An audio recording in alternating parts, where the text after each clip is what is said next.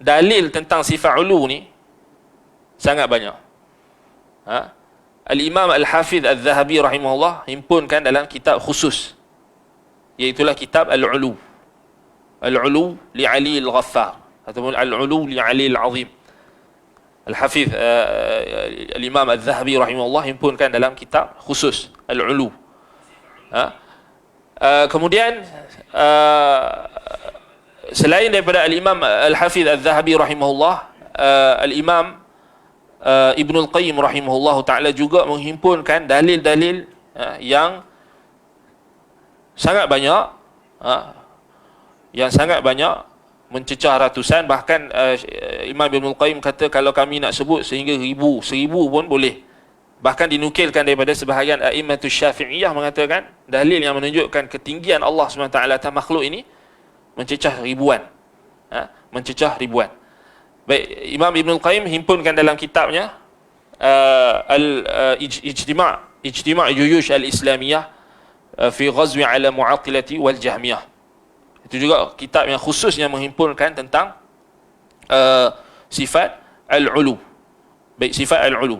Kemudian selain daripada kitab akidah yang awal, banyak kitab-kitab awal yang banyak menyebutkan tentang sifat ulu ni juga sangat banyak, mencecah ratusan juga. Ada yang sudah dicetak, ada yang mafqud, ada yang makhtut. Yang sudah dicetak antaranya kitab Syarh Usul I'tiqad Ahli Sunnati wal Jamaah Imam Al-Lalaka'i Asy-Syafi'i, kitab Syarh Sunnah Al-Muzani. Al-Muzani murid utama Imam Asy-Syafi'i. Kata Imam Asy-Syafi'i, nasiru madhabi. Dan insyaAllah anda masih dalam proses mengarang atau tulis susun ulasan kepada Syarh Sunnah Imam Al-Muzani. Jadi kenapa anda tak ambil kitab lain, anda ambil Al-Muzani? Sebab Al-Muzani nasiru madhabi Syafi'i. Al-Muzani adalah murid utama Asy-Syafi'i dan mujtahid mutlak dalam mazhab Syafi'i. Dan satu kita kena tambih di sini, Ahlul Kalam dari kalangan Asy'ariyah, mereka tidak boleh bawa satu pun bukti yang mengatakan akidah yang mereka pegang itu dipegang oleh al-a'immatul huda wal a'immatul matbu'ah wal mu'tabarah. Mereka tak boleh bawa satu pun bukti yang menunjukkan adanya riwayat imam-imam yang mu'tabar, yang disepakati keimaman mereka dalam agama, dalam akidah, dalam fiqh, dalam akhlak, dalam agama keseluruhannya. Mereka tak boleh bawa satu pun nama, sama ada imam-imam 4 mazhab ataupun murid-murid utama 4 mazhab tu. Mereka tak boleh bawa yang mencapai tahap mujtahid mutlak atau mujtahid di mazhab, tak boleh. Dan mereka juga tak boleh bawa satu pun perkataan daripada a'immatul mutaqaddimin, ulama-ulama yang terawal, ya, di kalangan ulama-ulama hadis dalam kurun yang terawal hingga ke kurun ketiga hijrah. Mereka tak boleh bawa satu pun perkataan yang menyatakan ada mana-mana di kalangan tabi'in atau atba'u tabi'in atau ulama-ulama yang menjadi imam dalam agama yang dijadikan ikutan, yang mana maknanya kalau kita buka tarajim, biografi mereka itu, mereka adalah level mereka adalah mujtahid mutlak seperti Imam Al-Muzani. Mereka tak boleh bawa satu pun perkataan ulama mutaqaddimin yang menyokong akidah mereka. Yang mereka akan bawa mutaakhirin. Mereka akan bawa mutaakhirin yang dah lewat. Mereka tak boleh bawa. Apatah lagi mereka nak bawa perkataan sahabat Nabi langsung, tak boleh. Maknanya kalau tabi'in, atba'u tabi'in ataupun ulama-ulama yang mazhab yang mu'tabar, mutaqaddimin, imam-imam mazhab yang mu'tabar, murid-murid mereka, ashab mereka yang bertaraf mujtahid mutlak dalam mazhab, mereka tak boleh bawa. Yang mereka boleh bawa yang mutaakhirin. Sebab itu mereka cuba tenggelamkan nama-nama mutaqaddimin ni. So mereka punya modus operandi, mereka akan angkat Yang mutaakhirin, yang sama ada yang terpalit dengan syubhat takwil, yang terpalit dengan syubhat kalamiyah, ilmu kalam, yang ada taksir, ada pengaruh, ada terpengaruh, ataupun yang berpegang betul-betul dengan akidah tersebut, seperti imam-imam di Asy'ariyah. Baik. Jadi ini kita kena faham maknanya tambih pada bab ini. Maknanya mereka tak boleh bawa. Sebab itu kalau kita tengok pecanggahan yang cuba dibawa pada zaman Syekhul Islam Ibn Taymiyah, yang orang i'tirad, orang nak rad kitab Ibn Taymiyah, misalnya kitab Fatawa Al-Hamawiyah, yang cuba dibantah oleh sebahagian golongan ketika itu. Mereka hanya boleh menuduh Ibn Taymiyah membawa benda baru. Mereka tuduh Ibn Taymiyah buat bid'ah. Tetapi mereka tak dalam tulisan-tulisan mereka tak pernah mereka munaqashah nas dalil-dalil yang Ibn Taymiyah bawa. Contoh macam Al-Hamawiyah. Dalam Al-Hamawiyah sahaja Imam Syekhul Islam Ibn Taymiyah bawa 40 nas. Lebih 40 nusus. Tetapi kita tengok mereka yang datang kemudian, yang cuba nak kritik Ibn Taymiyah, tak ada bawa satu pun nas. Sama ada asar daripada sahabat, tabi'in, ataupun asar daripada sahabat Nabi, ataupun hadis Nabi SAW. Yang ada mereka hanya putar balik. Mereka tak bawa. Sama juga macam Al-Hafiz Al-Zahabi bawa ratusan riwayat, tapi mereka tak pernah bawa. Tak boleh bawa. Kerana mereka tak boleh bawa. Sebab mereka tak ada bukti. Sebab itu kalau kita tengok balik, mereka hanya mengambil takwilan-takwilan ulama-ulama mereka, dan mereka beranggapan inilah pegangan salaf. Itu antara taktik mereka. Sebab itu pentingnya, alhamdulillah, nikmat Allah ke atas kita semua, kitab-kitab akidah salaf ni tersebar banyak. Alhamdulillah, atas nikmat Allah. Yang dicetak sangat banyak, dan alhamdulillah juga yang diterjemahkan juga, alhamdulillah, dah semakin banyak. Yang diterjemahkan juga semakin banyak, alhamdulillah. Dan ini antara usaha yang secara tidak langsung menenggelamkan usaha mereka untuk menyelewengkan agama. Sebab itu kita kata ini antara perkara yang kita perlu bagi tambih, peringatan dekat sini. Baik. Jadi balik pada sifat ulu tadi. Kitab-kitab yang ditulis tentang sifat ulu ni, yang masyhur ataupun yang utama, ada 3. Yang pertama, kitab Al-Hafiz Al-Zahabi, kitab Al-Ulu. Kemudian yang kedua, kitab beliau Imam Al-Zahabi ada 2 kitab yang isbatkan sifat ulu ni. Yang pertama kitab Al-Ulu, yang kedua Kitabul Arsh. Kitabul Arsh yang ditahqiq oleh Syekh Muhammad Khalifah At-Tamimi hafizahullah, 2 jilid Kitabul Arsh. Sebab itu yang baru-baru ni sidang kalam itu dia orang ambil syubhat daripada Kitabul Arsh. Tapi bila mereka nak attack satu kitab, mereka tak boleh attack satu kitab. Ada banyak lagi kitab, ada banyak lagi riwayat. Itu kita tengok macam mana mereka cuba, mereka agak struggle untuk mencari keraguan-keraguan, tetapi alhamdulillah Allah Taala jadikan ada di kalangan ahli ilmu, di kalangan asatizah yang akan terus menjawab. Bahkan bukan kata asatizah, orang awam yang tahu baca.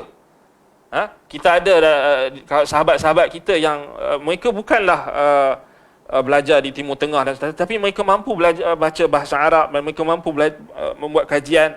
Mereka juga nampak. Bagi orang yang tahu, orang yang boleh baca, tak ada masalah, kan?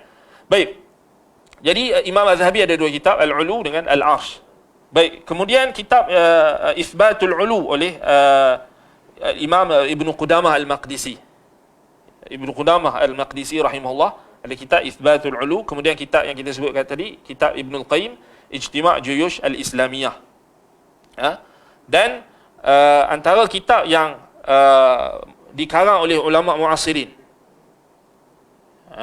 yang dikarang dalam isu isbat sifat ulu ini adalah kitab yang penting juga, iaitulah kitab Ithbatu uluwillahi ala khalqihi oleh Syekh Usamah Al-Qassas, rahimahullah, seorang ulama Syam. Dan ini antara kitab yang dikarang oleh ulama muasirin, zaman moden. So dia himpunkan dalil-dalil yang ada dalam kitab Al-Ulu, Al-Arsh, kemudian kitab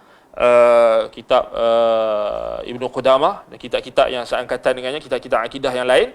Kemudian beliau membantah setiap keraguan yang ada ataupun yang dibawa oleh ahlul bidah wal ahwa, ahlul ta'wil, ahlul kalam, dan setiap nas-nas itu beliau akan tambih, beliau akan bagi tahu apa wajhu dalalahnya untuk ingkar takwil Jahmiyah. So ini sebenarnya penting. Kita banyak dalil banyak, tetapi kita nak persembahkan dalil tu kepada orang ramai. Macam mana? Maknanya macam kita nak deliver, kan? Macam mana kita nak deliver, kan? Antaranya melalui penyebaran kitab-kitab, terjemahan, dan juga kelas-kelas akidah. Itu memang alhamdulillah kita sentiasa konsisten lah. Kita doa ke Allah SWT berikan kita ketetapan, dan kita istiqamah dalam menyebarkan akidah salaf. Baik, amin. Baik. Jadi poin yang pertama kita nak tahu tentang kenapa sifat ulu ni. Kenapa sifat ulu ni menjadi sasaran utama golongan ahlul bidah wal ahwa untuk membatalkan sifat ketinggian Allah ini di atas makhluk. Kenapa? Kerana kalau kita tengok balik, golongan yang pertama yang mengingkari sifat ketinggian Allah di atas makhluk ni, al-ulu, mereka muncul pada zaman salaf.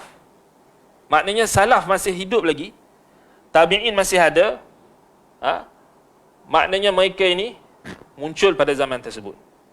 Jadi sebab itulah kalau kita tengok balik, ini antaranya munculnya Al-Ja'du ibn Dirham, Aban bin Sam'an, yang diambil daripada Aban bin Sam'an, kemudian ambil daripada Talib, kemudian ambil daripada Labid ibn al-Aqsam, dan kemudian dikembangkan. Al-Ja'du ibn Dirham ni dialah yang pertama sekali bawa kita kata akidah ataupun doktrin mengingkari sifat-sifat Allah SWT, antaranya sifat istiwa, sifat ulu, sifat ketinggian Allah SWT atas makhluk. Al-Ja'du ibn Dirham, kemudian Jaham ibn Safwan Tirmizi, dia kembangkan lagi. Kemudian diambil oleh Bishr al-Marisi, yang kemudian dibantah oleh al-Imam Ahmad bin Hanbal rahimahullah dan Imam Ad-Darimi. Bahkan kalau kita baca, Imam Asy-Syafi'i rahimahullah ada perdebatan dengan Bishr al-Marisi sebelum terzahirnya nufuz Mu'tazilah, sebelum Mu'tazilah menguasai khilafah ataupun menguasai mempengaruhi pemerintah ketika itu. Jadi Imam Syafi'i pernah berdebat dengan Bishr al-Marisi. Ada nukilan-nukilan daripada ashab, daripada murid-murid Imam Asy-Syafi'i rahimahullah. Dan sebab itulah kenapa banyak nukilan Imam Asy-Syafi'i yang sangat membenci ilmu kalam. Bahkan kalau kita nak kira nukilan kalam Imam Asy-Syafi'i ni, sangat banyak. Sangat banyak. Hukmi ala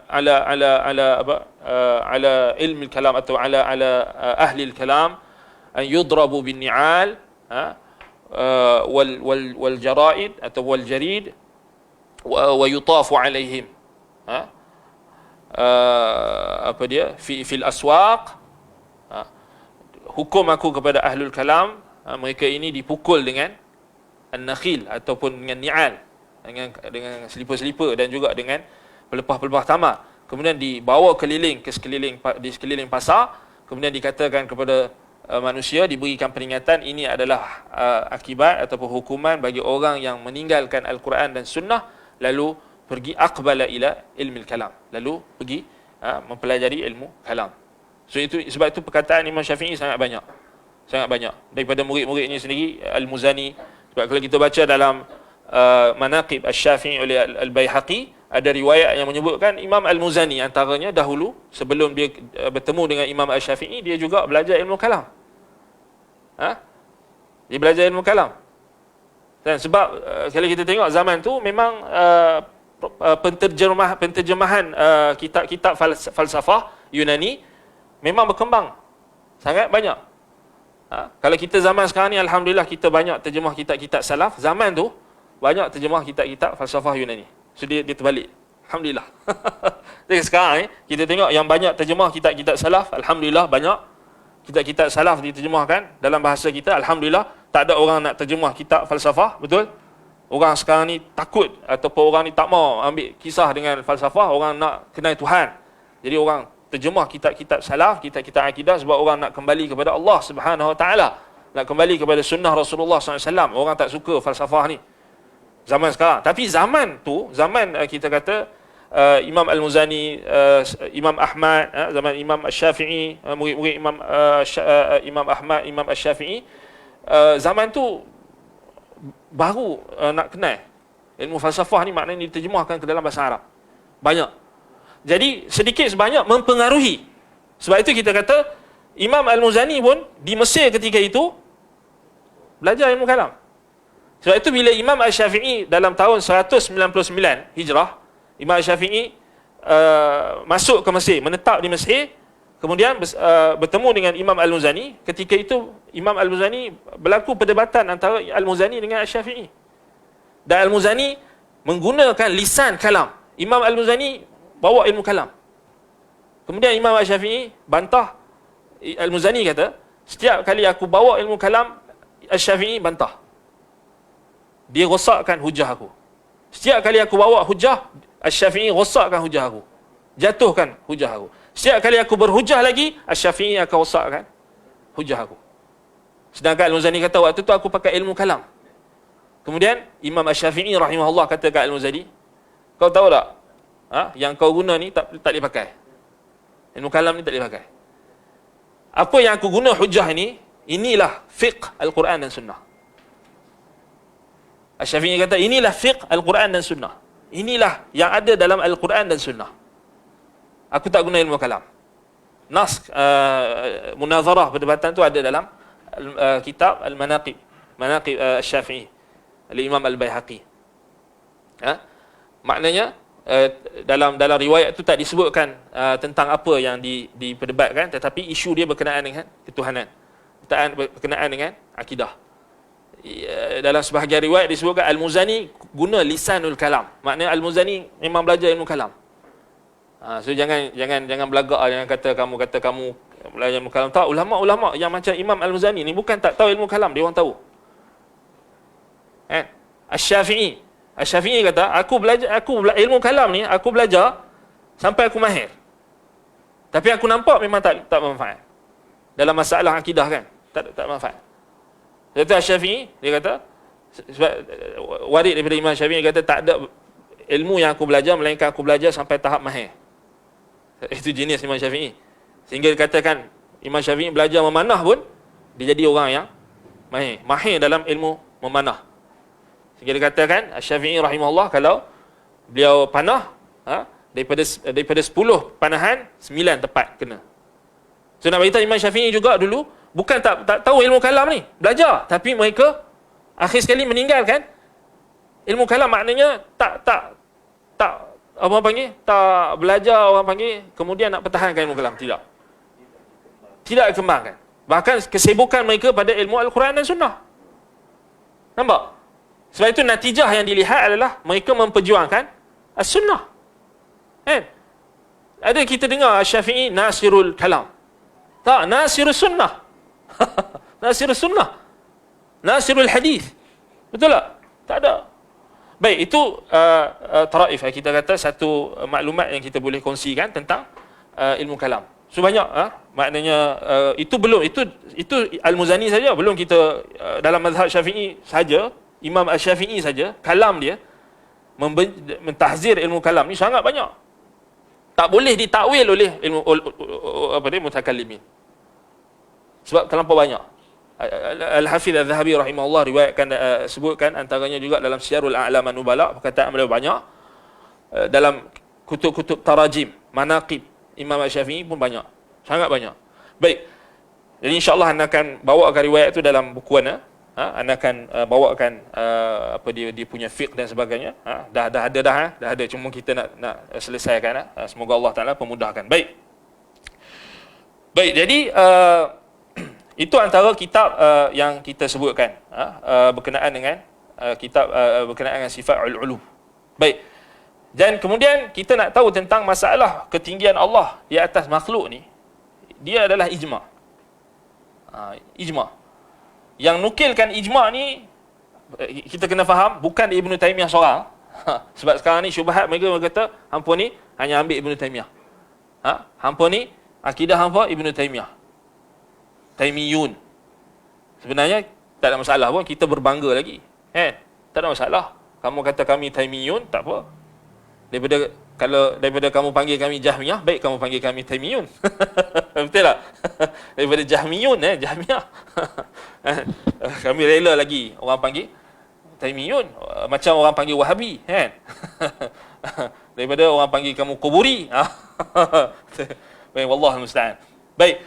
Jadi dinukilkan ijma' ini daripada ulama-ulama salaf, antaranya Ibnu Battah, kemudian Imam Ad-Darimi, Ibnu Abdul Bar, Ibnu Qudamah, Al-Muzani dalam Syarh Sunnah Al-Muzani itu akhir sekali disebutkan, awal perbahasan disebut tentang sifat ulu, akhir sekali dia tutup dengan dia menukilkan ijma' sahabat, ijma' salaf tentang akidah yang dia bawakan. Ijma'. Kan? Baik.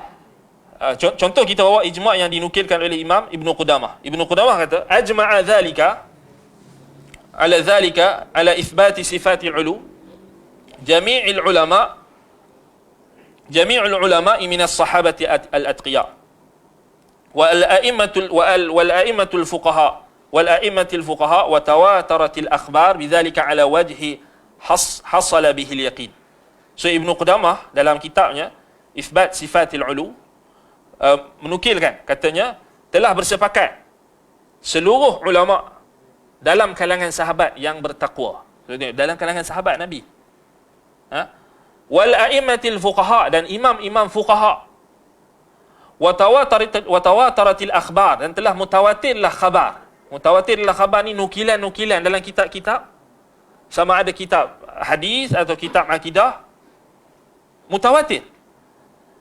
Bidzalika, menetapkan hal tersebut ala wajhin hasala bihil yaqin, yang menunjukkan terhasilnya keyakinan, maknanya tak boleh kita ragu-ragu lagi. Ijma'. Baik, jadi itu kalau kita bawa ini pun dah cukup dah sebenarnya. Dah cukup dah. Kamu nak bincang apa lagi benda yang ijma'? Betul tak? Nak debat apa lagi? Betul tak? Bolehkah kita berdebat isu apa? Kita berdebat isu wajib tak solat. Masuk akal? Nak debat apa ni? Kita debat wajib ke solat 5 waktu? Kau apa kejadah yang debat benda yang dah ijma'? Betul tak? Sama lah juga dalam isu sifat ulu. Kan? Sebab tu kita kata tak perlu didebat pun. Tak perlu dialogkan pun. Kan? Wallahu musta'an. Baik. Kemudian kita poin yang kedua, kita nak bincang tentang pembahagian sifat al-ulu. Baik. Sifat al-ulu ini ulama bahagikan kepada 3 bahagian. Yang pertama ulu zat. Ulu zat maknanya Allah Taala dengan zatnya tinggi di atas seluruh makhluk. Ini penting. Ulu zat. Siapa maksud zat? Kan? Dia sebenarnya yang zaman kita ni lagi teruk sebenarnya. Sebab dia cacar merba. Dia tak ada kaedah, dia tak ada usul apa semua, dia main hentam, ikut teradap. Dia buka kitab ulama salaf, dia ambil, dia main cherry picking, kemudian dia hentam. Kemudian dia tak tahu manhaj ulama tu, dia tak tahu apa, dia main hentam, dia datangkan keraguan. Ini kita kata memang kurang ajar. Kan? Memang kurang ajar lah, kita kata tak ada adab lah. Kan? Tak ada adab. Nak beza dengan zaman dulu tu maknanya kurang nak dibandingkan dengan zaman sekarang. Zaman sekarang ni lagi teruk. Contoh macam istilah zat. Kan? Ulama dulu tak ada isu pun istilah zat ni. Zat ni memang dimakrufi. Zat ni maknanya dalam bahasa Arab dia merujuk kepada ain sesuatu.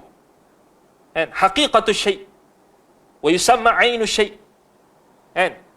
hakikat sesuatu perkara, ain sesuatu perkara, itulah zat. Kan? Jadi bila kita sandarkan kepada Allah Subhanahu Wa Taala, zatullah, maknanya hakikat Allah lah, wujudnya Allah, kewujudan Allah. So dia orang main peningkan, kata Salafi ni sekejap sikit-sikit zat. Dia tak faham apa maksud zat. Dan zat ini kalau dalam bahasa yang warid di dalam lafaz syarak adalah nafs. Yakni nafs. Allah Ta'ala sebut dalam Quran, wa yuhadzirukumullahu nafsah. Allah memberikan peringatan tentang dirinya. An-nafs maknanya diri. Zat lah. Diri Allah. Zat Allah. Maknanya perkara yang kita kata yang hakikat, yang menunjukkan hakikat wujud Allah Subhanahu Wa Taala. Itulah zat. Nabi Isa alaihi salam kata, ta'lamu ma fi nafsi la wala a'lamu ma fi nafsik. Innaka anta 'allamul ghuyub. Ta'lamu ma fi nafsi. Engkau ya Allah tahu apa yang ada dalam diriku. Wala a'lamu ma fi nafsik. Aku tak tahu apa yang ada pada dirimu. Ya Allah, pada dirimu. Sebab itu Imam Ibn Khuzaimah rahimahullah letakkan dalam kitab Tauhid isbat sifatun nafs. Nafs tu bukan makna sifat yang khusus, tetapi dia adalah zat lah. Maknanya isbat zat Allah. Kan? Zat Allah. Maknanya wujud Allah lah. Wujud yang hakiki, bukan majazi. Maknanya orang Arab faham zat tu bermaksud wujud yang hakiki. Wujud yang hakiki, bukan majazi, bukan wujud zihni, bukan metafora, bukan wujud yang hanya ada dalam pemikiran kita. Tidak. Wujud khariji, wujud yang ada di luar. Maknanya hakiki. Itu yang dia kata wujud tu macam mana? Wujud apa? Dia pening. Dia kata wujud bukan wujud yang majaz, bukan wujud fi zihni, bukan wujud dalam pemikiran kamu, tapi wujud hakiki. Allah Ta'ala itu wujud hakiki. Secara hakiki. Kan? Baik. Itu lafaz zat. So bila kita sebut zat ni, dalam Al-Qawaidul Muthla ada kaedah kan? Apa dia? Sifat itu terbahagi kepada sifat zatiyah, sifat fi'liyah. Kan? Itu kita pernah belajar dah dulu. Cuma kita nak faham apa dia? Kaedah yang diungkapkan oleh Syekhul Islam Ibn Taymiyah rahimahullah dalam Tadmuriyah, dalam Al-Hamawiyah, iaitu antara kaedah yang penting, al-qawlu fi sifat kal-qawlu fi dzat. Perkataan kita dalam masalah sifat sama macam perkataan kita pada masalah zat. Atau dengan ibarat yang lain, al-kalamu fi sifat kal-kalam fi zat. Ini ibarat yang digunakan oleh Al-Khatib Al-Baghdadi. Al-Khatib Al-Baghdadi rahimahullah 400 lebih hijrah sebelum Ibn Taymiyah. Al-Hafiz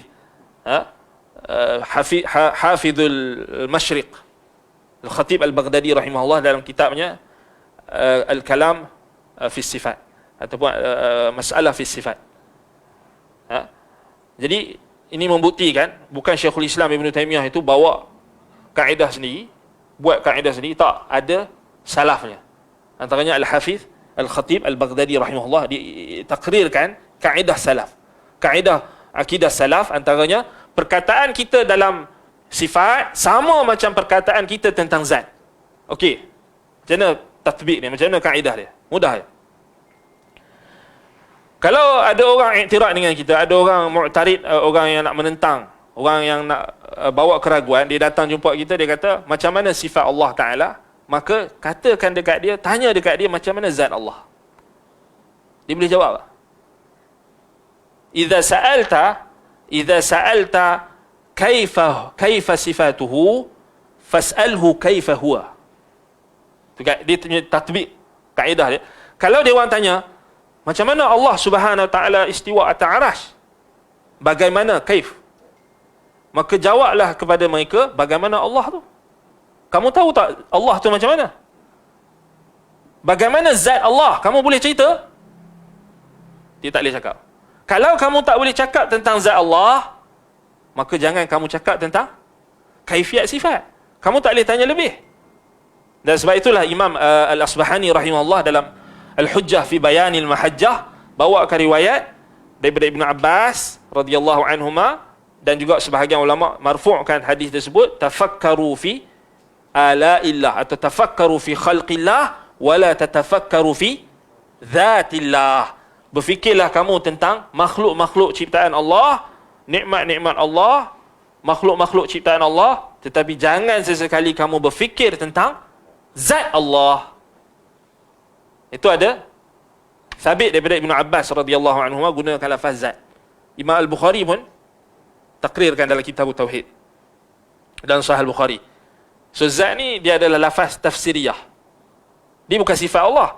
Sifat itu zat, dia kena ada sifat.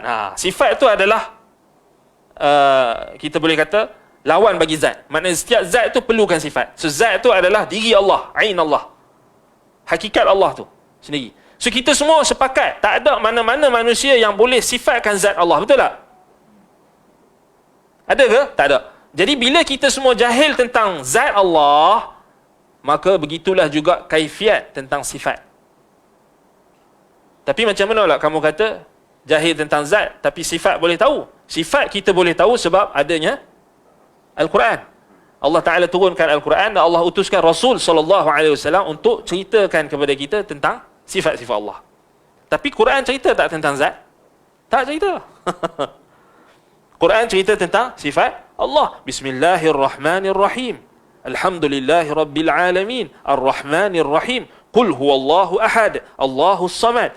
Al-Quran datang cerita sifat. Tapi zat cerita tak? Tak cerita. So kaedah dia, al-kalamu fi sifat kal-kalam fi zat. Ni kaedah penting. Siapa-siapa datang kat kita, dia nak tanya kaifiat sifat, istiwa ke, ulu ke, sifat apa ke, kaifiat, dia tanya kaifiat macam mana? Jawab dekat dia, hang boleh cerita dekat aku zat Allah. Kalau hang tak boleh cerita zat Allah kat aku, kenapa nak lebih-lebih tanya tentang kaifiat sifat? Kan? Wallahu musta'an. Baik. Jadi itu berkenaan dengan ulu zat. Yang kedua, ulu al-qahr. Baik, ulu zat ni maknanya Allah Ta'ala dengan zatnya di atas seluruh makhluk. Allah Ta'ala bizatihi fawqa kulli makhluqat. Ala maknanya Allah Ta'ala tinggi di atas seluruh makhluk. Okey. Jadi ulu ni, sifat ulu ni dia berbeza dengan sifat istiwa dari sudut dia lebih umum. Istiwa dia lebih khusus. Kemudian al-ulu ni dia sifat yang diisbatkan dengan akal, fitrah, Quran dan sunnah. Ijma'. Ulu maknanya kita boleh isbatkan dengan akal. Adapun sifat istiwa, dia adalah sifat khabariyah al-mahd. Sifat yang mesti kita, khabar maknanya khabariyah ni maknanya yang disebut dalam kaedah tauqifi. Tauqifi maknanya dia mesti terhenti pada nukilan Quran dan sunnah. Maknanya kita tak boleh nak isbatkan dia dengan akal. Sebab dia hanya dikhabarkan kepada kita tentang sifat istiwa tu. Mesti kita kena berhenti pada riwayat. So Allah Ta'ala istiwa di atas arash. Arash tu macam mana? Nabi SAW tak tinggal kita terkapai-kapai. Nabi SAW bawa cerita dekat sahabat arash. Ada sifat dia. Sebab itu Imam Al-Zahabi rahimahullah karang kitab Al-Arsh. Riwayat-riwayat hadis Nabi SAW daripada asar sahabat tentang arash sangat banyak. Dihimpunkan dalam kitabul Arsh. So, itu istiwa. Istiwa dia memang sifat khabariyatul mahd. Makna khabariyatul mahd maknanya dia hanya diisbatkan melalui riwayat. Khabar. Hadis, asar. Adapun sifat ulu, dia sifat yang diisbatkan dengan akal, dengan nakal, dengan nukilan, dengan Quran dan sunnah. Baik. Yang kedua, ulu qahri wal ghalabah. Ulu qahri wal ghalabah ni maknanya ketinggian Allah Subhanahu Wa Taala di atas makhluk ni dengan kekuasaannya, dengan dominasi, penguasaan, kudrat. Dia mentadbir seluruh makhluknya dengan kekuasaannya di atas seluruh makhluknya. Itu dipanggil uluwul qahri wal ghalabah. Ya, tinggi dari sudut kekuasaan. Baik, yang ketiga ulu sifat. yakni ulu sifat ataupun ulu makan atau ulu qadri.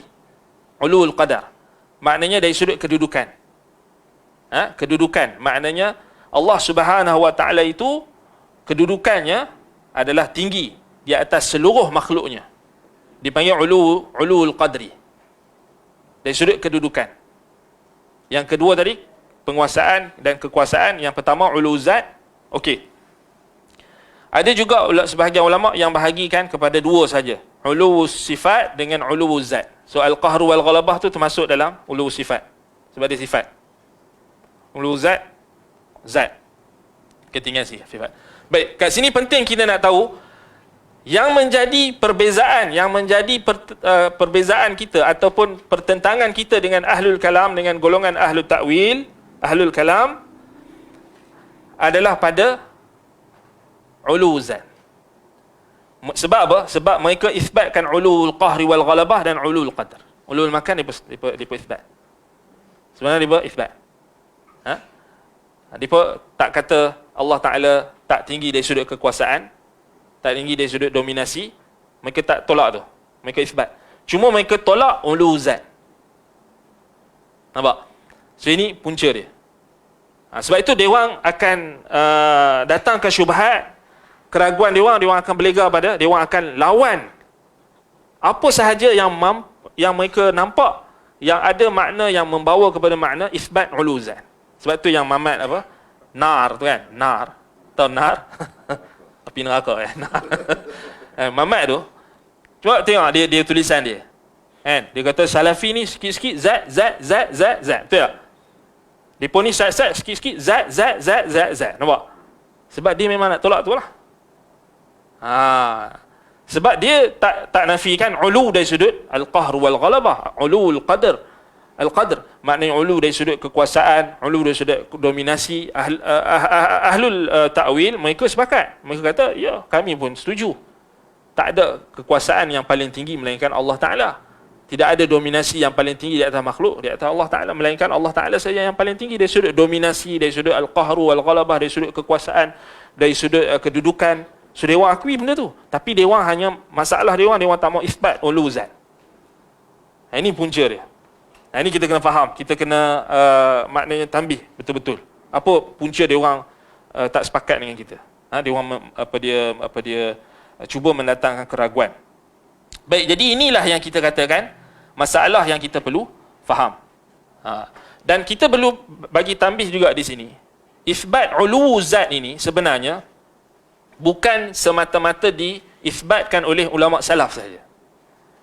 Bahkan di kalangan mutaqaddimin mazhab al-mulafiqah. Mazhab mulafiqah ni apa tadi? Ibnu Kullab, al-Asy'ari, kemudian al-Baqilani, mereka isbatkan. Ulu zat ni mutaqaddimin di kalangan Asy'ariyah termasuk Abu Hasan al-Asy'ari, Ibnu Kullab, al-Baqilani, naskan mereka juga isbatkan sifat ulu zat. Sebab itu kita kata Jahmiyah ada mutaakhirin Asy'ariyah ni mereka lawan dengan imam-imam mereka sendiri. Jadi itu biasalah kan. Biasalah. Contoh anda bagi contoh macam Imam Ad-Darimi. Imam Ad-Darimi, Abu Sa'id Uthman ibn Sa'id Ad-Darimi rahimahullah.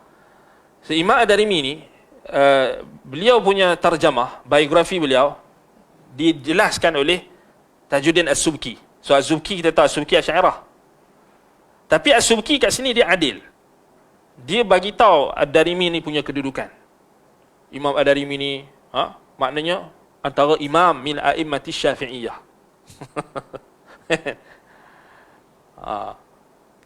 Tapi orang-orang yang Syafi'iyah yang ada dekat yang Asy'ariyah ni, dia orang mungkin tak jumpa lagi. Tak baca lagi. Tetapi kalau di negeri seberang, di Indonesia, dia orang dah sebarkan dalam kitab-kitab dia orang, dalam buku-buku dia orang, Dia orang takkid pula atas As-Subki. Dia orang kata As-Subki tak tahu tentang Jahmiyahnya Ad-Darimi. As-Subki tak tahu tentang Ad-Darimi adalah Mujassimah. Ana boleh tunjuk, ana boleh baca teks dalam buku, salah satu buku di negeri seberang. Kalau tak salah ana mungkin Ahbash lah. Golongan Ahbash dah sebar kan benda ni dah lama lah. So dia orang terang-terangan lah. So even kalau Ad-Darimi itu dipuji oleh ulama-ulama Syafi'iyah yang mutaakhirin macam As-Subki, walaupun As-Subki tak setuju dengan Ibn Taymiyah, tak setuju dengan mazhab salaf dalam masalah sifat, kan? Tetapi As-Subki tetap memuji dan menyebut kelebihan Imam Ad-Darimi. Kerana tak berani, sebab apa? Ad-Darimi ni murid kepada Imam Al-Buwaiti. Al-Buwaiti adalah murid kanan Imam Asy-Syafi'i. Dan Ad-Darimi juga, Uthman bin Sa'id Ad-Darimi adalah ulama ulama yang merupakan murid kepada Imam Ahmad bin Hanbal, Yahya bin Ma'in, Ali bin Al-Madini. Sebab itu Imam Ad-Darimi, Uthman bin Sa'id Ad-Darimi dianggap sebagai ulama yang mujtahid. Bahkan hukum hadis, kedudukan beliau dalam ilmu hadis juga, beliau antara ulama yang disebutkan oleh Syekhul Hanabilah Al-Mardawi rahimahullah sebagai ulama mu'tabarah dalam pentasihan hadis. Ulama yang maknanya kalau dia kata hadis itu sahih, mu'tabar. Maknanya kamu tak boleh cari tasihih ulama lain. Dia tu dah cukup tasihih dia. Itu level Ad-Darimi. Tapi yang budak-budak yang Jahmi yang kat negara kita ni, dia orang tak tahu kedudukan Ad-Darimi. Sebab itu tak heran lepas ni dia orang akan kata, alah Subki tak boleh pakai dalam bab ni kan. Ini tak boleh pakai, semua tak boleh pakai. Tapi dia orang bukan takut apa pun, dia orang hentam je. Kan? Sekarang ni bukan macam tu lah, depa memang hentam terus je. Depa bukan kata dia orang dia play safe lah, dia orang hentam terus. Ad-Darimi pun dia orang kata tak boleh pakai. Syekh Al-Utsaimin pun dia orang terang-terang kata sesat. Na'udzubillah min zalik. Kan? Wallahul musta'an. Baik.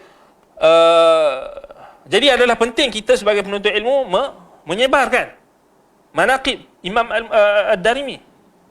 Kan? Antaranya nukilan daripada Tajuddin As-Subki sendiri dalam Tabaqat Syafi'iyah. So itu antara perkara yang kita perlu tambih. Jadi maknanya isbat ulu zat ni juga diisbatkan oleh imam-imam mutaqaddimin di kalangan mazhab mulafiqah, yakni Ibnu Kullab, Al-Asy'ari, Al-Baqilani. Mereka juga naskan isbat. So bukan ulama salaf saja. Tapi yang sekarang ni kita pun tak tahu. Dia tanaqud. Dia tanaqud, mutanaqidin. Tapi kebanyakannya mereka akan dia berlega pada penafian sifat ulu ni pada surut ulu zat. Baik. Dan kemudian kita nak tengok tentang dalil-dalil yang menunjukkan ulu zat. Ketinggian Allah dengan zatnya. Sangat banyak. Kalau kita nak sebut dalil-dalil ini sangat banyak, tetapi semua dalil-dalil itu dia akan dia berlega pada 3 pembahagian ataupun 3 jenis. Jenis yang pertama disebut sebagai al-adillatul naqliyah, dalil-dalil naqli. Yang kedua al-adillatul aqliyah. Jenis yang kedua dalil-dalil aqli. Yang ketiga dalil-dalil fitriyah, dalil-dalil fitrah. Baik, dalil-dalil naqli ni sangat banyak. Dalil-dalil naqli ni yang kita sebut tadi mencecah lebih daripada 1000 dalil. Dan Imam Ibn Al-Qayyim rahimahullah sebut dalam Ijtima' Juyush Al-Islamiyah, beliau katakan walau syi'tu la dzakartu ala hadhihi sifah alf dalil. Kalau aku nak, aku akan sebut, bawakan dalil-dalil naqli tentang sifat ini 1000 dalil, aku boleh. Dan disebutkan oleh sebagai ulama yang mengkaji tentang dalil-dalil ini daripada kitab-kitab Ibn Al-Qayyim, Al-Zahabi, Al-Ulu tadi, Ibn Qudamah, dan kitab-kitab yang ada dalam kitab-kitab akidah salaf. Dalil-dalil berkenaan dengan dalil naqli. Naqli maknanya dalil yang ada dalam Quran, Sunnah, dan juga riwayat-riwayat khabar daripada sahabat Nabi, tabi'in dan sebagainya, athar. Kembali kepada, dia akan berlegal kepada lebih daripada 21 jenis dalil. Maknanya boleh bahagi pula. Maknanya daripada ribuan dalil dibahagikan ikut jenis tadi, daripada yang awal tadi 3 dalil yang utama, naqli, aqli, fitri. Dalil naqli sahaja, kalau kita kumpul semua, kita tak boleh lah, kan? Maknanya ulama yang buat kajian, mereka tatabbu', mereka kira, mereka tengok satu-satu persatu dalil, mereka katakan semuanya itu akan kembali kepada 21 jenis. Maknanya dia orang buat pembahagian 21 bahagian dalil. Maknanya ini dalil dari sudut ini, 21 sudut atau wajah, atau disebut juga naw', jenis dalil. Setiap daripada 21 tu, ayat-ayat Quran dan hadis-hadis akan ada yang masuk dan akan ada yang overlap. Yang akan ada masuk 2, ada 1, ada masuk lagi 1. Maknanya sebab Quran dengan hadis kan banyak. So ini kerja penuntut ilmu. Kena buat kajian. Kena buat kajian. Baik. Dan kalau tengok setakat ni, ana cek, ana tak pasti. Tesis-tesis yang tentang isu ni mungkin tak banyak lagi. Tesis-tesis tentang khusus tentang sifat ulu ni mungkin tak banyak. Yang kita sebut tadi tu. Boleh dihimpunkan semua tu kan. Ada, mungkin ada, tapi tak banyak. Baik. Dan kalau kita nak tengok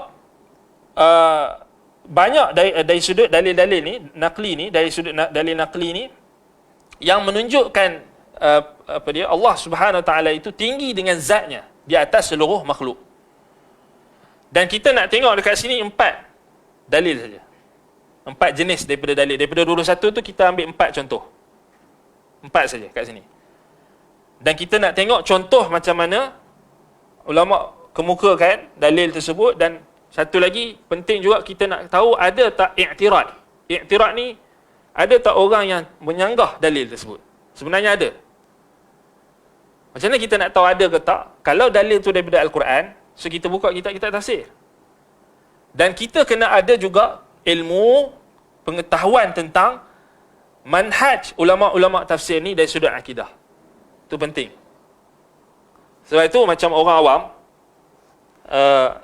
penuntut ilmu yang awam, kita semualah, kitab tafsir yang dah, maknanya yang kalau orang tanya kan, tafsir yang manhaj ulama tafsir tu selamat dari sudut dia seorang yang berakidah salafi, maknanya dalam masalah sifat, maknanya dia menepati salaf. Tafsir seperti pertama At-Tabari. At-Tabari umdah dia. Tapi kalau tak reti baca, jadi tak betul juga. Tak reti nukil tak faham, banyak juga. Kan? Yang macam baru-baru ni kan. Dia kata At-Tabari takwil. Kursi dengan ilmu. Kan? Sebenarnya itu salah faham. Dan kalau At-Tabari takwil sekalipun, takwil dia tak lari daripada takwil mengikut siyak. Mengikut siyak. Dipanggil siyak ayat tu. So At-Tabari, Imam At-Tabari, kita kena faham manhaj je dalam tafsir. Imam At-Tabari ni dia bawa pendapat-pendapat ahli bahasa, lurah dan sebagainya, dia bawa. Kemudian dia munaqashah, dia bincang. Dalil-dalil itu dia bincang. Kemudian dia tarjih. Dan memang ada kalau kita baca tak berhati-hati, maknanya kadang-kadang mungkin ada orang yang nukilkan tu dia salah faham tentang mauqif ataupun pendirian yang sebenar Imam At-Tabari terhadap ayat ni, tafsir yang mana dia pilih. Baik, kalaulah kita kata At-Tabari tafsirkan kursi itu dengan ilmu, walaupun kita dah tengok, kita dah lihat nukilan-nukilan daripada asatizah kita, jawapan daripada sahabat-sahabat kita dan sebagainya, tafsir Ibn Abbas, riwayat tafsir Ibn Abbas tentang kursi itu ada ilmu itu tidak sahih. Tidak sahih. Riwayat kepada Ibn Abbas tu melalui Sa'id bin Jubair, dan ada seorang perawi yang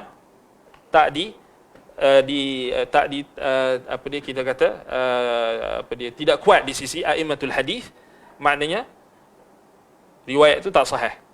Kan? Jadi dia tak boleh pakai lah. Maknanya kerana dia bercanggah dengan riwayat-riwayat Ibnu Abbas yang lebih sahih tentang kursi itu adalah mawdi'u qadamai Rabb, mawdi'u qadam Allah.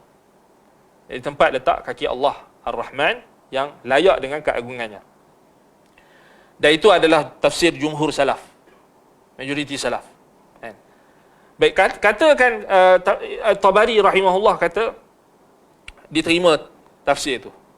Tapi adakah bermaksud Imam At-Tabari menolak sifat ataupun menolak tafsir bagi kursi itu? Tidak. Tak memberi kesan. Sebab kita tahu Imam At-Tabari rahimahullah manhaj akidah dia salafi. Bacalah kitab Sarih As-Sunnah, At-Tabsir, dua kitab akidah membuktikan Imam At-Tabari rahimahullah adalah salafi. Bahkan tafsir beliau dalam ayat-ayat sifat tentang istiwa, tentang al-ulu, istiwa antaranya semua ayat-ayat yang cerita tentang istiwa, majoriti ayat-ayat yang cerita tentang istiwa semuanya Imam At-Tabari rahimahullah tafsirkan dengan al-ulu wal irtifa', ala wal irtifa', ulu wal irtifa', tinggi. Maknanya Imam At-Tabari rahimahullah isbatkan ketinggian zat.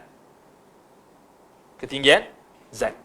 So dia tak ada, apa kita kata, tak ada pertentangan dekat situ. So di sini kita kena faham, maknanya ada pertentangan ni datang melalui macam contoh kalau orang yang buka kitab tafsir Al-Kabir oleh Ar-Razi. So Ar-Razi kita ma'ruflah Ar-Razi dia Asy'ariyah. Dan dia yang meletakkan kanun yang dipegang dan diguna pakai oleh Asy'ariyah yang datang kemudian. So Ar-Razi kita ma'ruf kalau buka tafsir dia memang takwil lah ayat sifat. So itu maksudnya. Maknanya antara kitab yang kalau kita nak rujuk At-Tabari, kemudian yang untuk orang awam tafsir Ibnu Kathir, insya-Allah bab asma wa sifat ni selamat lah. At-Tabari, Ibnu Kathir, tafsir As-Sam'ani. As-Sam'ani ulama besar dalam mazhab Syafi'i dalam kurun yang kelima hijrah. As-Sam'ani, Abu Muzaffar As-Sam'ani, pengarang kitab Qawati'ul Adillah. As-Sam'ani ini juga antara dia mengarang kitab Al-Intisar. Al-Intisar maknanya mempertahankan hadis Nabi SAW, sunnah, dan hujjiyatu hadis ahad, autoriti hadis ahad dalam akidah. So As-Sam'ani, Abu Muzaffar As-Sam'ani ada tafsir dia. Tu tafsir dia antara yang tafsir yang mengikut manhaj salaf dalam masalah sifat. So tak ada isu. Kemudian tafsir banyak lagi sebenarnya. Tafsir yang awal macam Nukatil Quran, Nukat, tafsir Al-Qassab. Al-Qassab juga dia lagi dahsyat. Al-Qassab ni dalam setiap ayat-ayat yang ditafsir dia akan rad Jahmiyah. Dia akan rad Mu'tazilah punya syubhat. Itu Al-Qassab, tafsir Al-Qassab. Kemudian tafsir lagi tafsir yang kontemporari banyak tafsir As-Sa'di, Syekh Abdul Rahman bin Nasir As-Sa'di. Kemudian tafsir Al-Mukhtasar, tafsir tafsir Al-Mukhtasar yang diselia oleh lebih kurang 13 pakar tafsir Al-Quran daripada seluruh dunia, dan mereka memang melazimi manhaj salaf dalam masalah sifat. So, sebab itu kalau kita buka tafsir daripada ayat-ayat sifat, insya-Allah clear. Itu antara caralah untuk kita nak memberi pelbagai nasihat ataupun memberikan peringatan supaya berhati-hati. Sebab lepas ni dia orang akan datang bawa tafsir-tafsir Mu'tazilah, Al-Kashaf, tafsir. Kita kena tahu, maknanya kita paling kurang kena tahu ini tafsir ni macam mana ittijah pengarang dia. So dengar je, oh ni ulama, memanglah, tapi ulama tu dia bukan maksum. Sebab tu sekarang ni kita nak tengok ulama sekarang ni, tak kira lah ulama yang dah meninggal dunia atau yang masih hidup, dari sudut pegangan dia kepada sunnah atau tak, akidah dia, manhaj dia sunnah ke tak. Itu. Baik. Jenis yang pertama, dalil al-ulu, jenis yang pertama yang kita sebut naqliyah, al-adilatun naqliyah, dalil nukilan, dalil al-Quran dan as-sunnah. Jenis yang pertama ni Allah Subhanahu wa taala sebut dengan sarahah, tasrih dengan lafaz fauqa.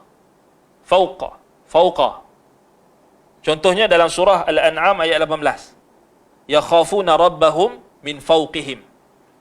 Ya, Allah Ta'ala sebut, malaikat itu mereka takutkan Tuhan mereka min fawqihim. Min fawqihim, yang ini di atas mereka. Kan? So ini contoh. Kita, kalau kita perasan, buku-buku yang kebanyakan yang tulis tentang isbat sifat istiwa ni, banyak kan? Alhamdulillah banyak. Buku-buku asatizah kita daripada Indonesia, Ustaz Yazid Jawas, lepas tu tak salah nak Ustaz Rasul Dahri pun ada buku dia dalam bahasa Melayu. Banyak. Cuma kita ada, maknanya kita punya sumber tu banyak. Alhamdulillah, yang diterjemahkan ni dah banyak. Cuma macam mana kita nak interaksi? Maknanya, macam mana kita nak faham ayat tu, wajhud dilalah dia kat mana? Maknanya, kita tak boleh semata-mata baca saja. Tak cukup. Ini tambih kepada penuntut ilmu. Bismillah. Kita tak boleh semata-mata baca saja ataupun kita copy paste saja. Letak dekat apa, maknanya kita nak bantah. Nak bantah golongan-golongan ni. Kita bawa ayat Quran, ya, itu satu uslub. Dipanggil uslub sebahagian ulama salaf, maknanya sar. Kita bawa ayat Quran, kita bawa hadis yang untuk membantah dan membatalkan bid'ah mereka. Itu satu uslub. Dan itu yang diamalkan oleh ulama-ulama salaf yang terawal. Tapi kalau kita baca dalam kitab Ar-Raddu 'ala al-Jahmiyah, Imam Ad-Darimi, Ar-Raddu 'ala al-Jahmiyah, Imam Ad-Darimi sebut, ataupun dalam satu lagi kitab An-Naqdu 'ala Bishr al-Marisi, beliau sebut zaman sebelum dia kata ulama-ulama kami, maknanya imam-imam kita, mereka banyak mengarang membawa ayat-ayat Quran, hadis, dan mereka beranggapan cukup berhenti dengan membawa pada ayat-ayat Quran dan hadis, dan tidak perlu dibahas. Kata Imam Ad-Darimi, tetapi setelah zaman kita, zaman dia ni, zaman Imam Ad-Darimi 280 Hijrah wafat. Bila zaman dia kata, zaman maknanya sebab apa Ad-Darimi dia tulis kitab ni dengan uslub yang agak berbeza. Dia bawa juga ayat Quran, tapi dia disyarah. Maknanya dia bawa apa kita kata dari sudut wajh dilalahnya, kemudian dibawa dari sudut aklinya, dari sudut makul, dari sudut apa dia reasoning, logik yang datang daripada Quran dan Sunnah itu sendiri, untuk bantah apa? Syubhat dan keraguan golongan Jahmiyah. Sama juga macam Imam Ahmad bin Hanbal rahimahullah. Sebenarnya Imam Ahmad dulu yang buat benda dia. Manhaj ni kita tak, sebahagian ulama mereka kata Ad-Darimi dulu. Tapi yang sahih sebenarnya Imam Ahmad. Imam Ahmad bin Hanbal karang kitab Ar-Raddu 'ala Az-Zanadiqah wal Jahmiyah. Beliau dulu yang bahas tentang dalil akli. Maknanya macam mana gunakan dalil akli untuk membantah syubhat dan keraguan golongan Jahmiyah. Kan? Baik, yang apa? Yang gelas tu kan? Yang anda bagi perumpamaan gelas yang anda tulis dekat Facebook tu. Sebenarnya dalam kitab ni Imam Ahmad guna kan? Ya, kan geng-geng yang geng-geng kelam ni dia bagi alasan, dia bagi syubhat, dia kata kalau Allah Taala di atas, bumi ni bulat. Dia kata bumi ni bulat. Jadi apa dia, kalau bulat, Allah Taala di arah mana? Mana satu? Kan? So dia bawa syubhat tu. Itu sebenarnya syubhat akliyah. Tapi sebenarnya dia bukan syubhat akliyah pun, sebenarnya dia falasi. Sebab dia sendiri, soalan tu sebenarnya soalan tu bermula daripada muqaddimah yang khati, salah, khata'. Sebab dia punya tasawur tentang alam ni tak betul.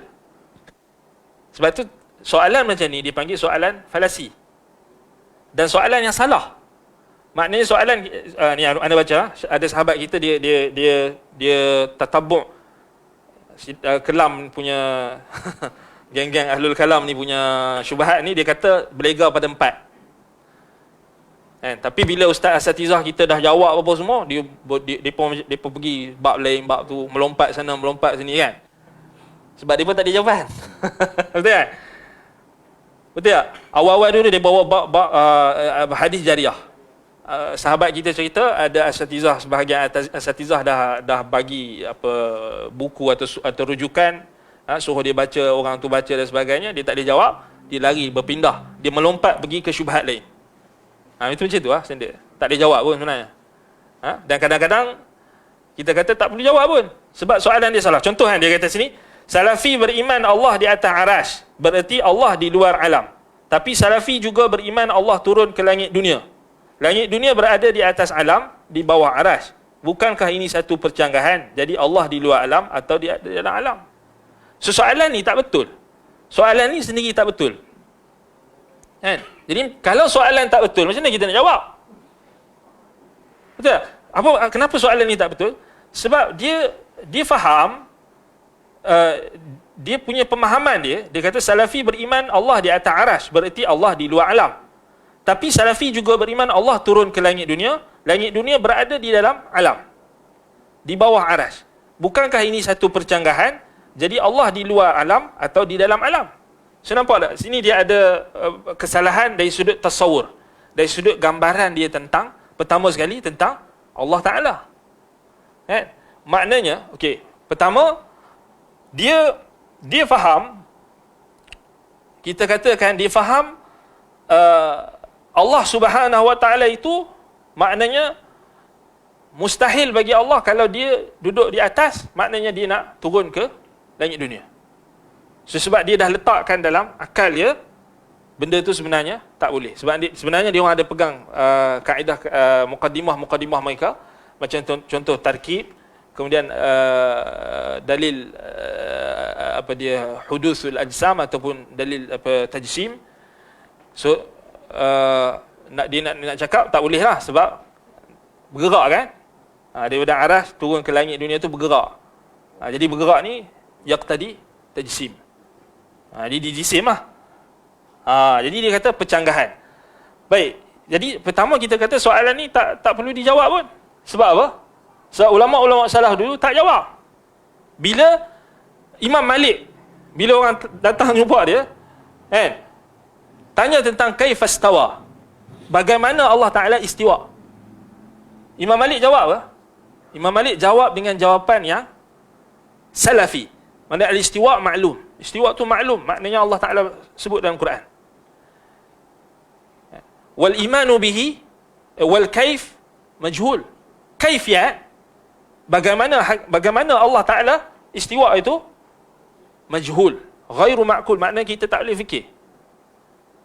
Sebab apa? Sebab istiwa ni dia sifat fi'liyah, ikhtiyariyah yang berkait dengan zat Allah. Yang turun tu zat Allah. Kalau kita tak tahu zat Allah, balik pada kaedah awal ni. Kalau kita tak tahu zat Allah, macam mana kita nak bincang tentang kaifiat Allah Ta'ala turun? Sebab dia berkait dengan sifat zat. Dia memang sifat fi'liyah kan?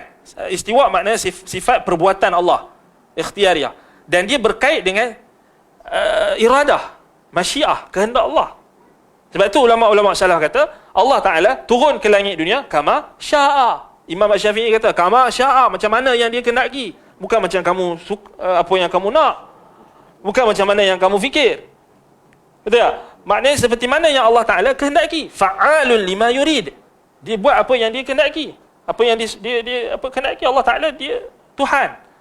La yus'alu amma yaf'al wa hum yus'alun. Kita tak berhak tanya macam mana Allah Ta'ala buat ni, macam mana. Tak. Kita yang akan ditanyakan nanti. Kita beriman atau tak. So soalan ni tak perlu jawab pun. Maknanya falasi.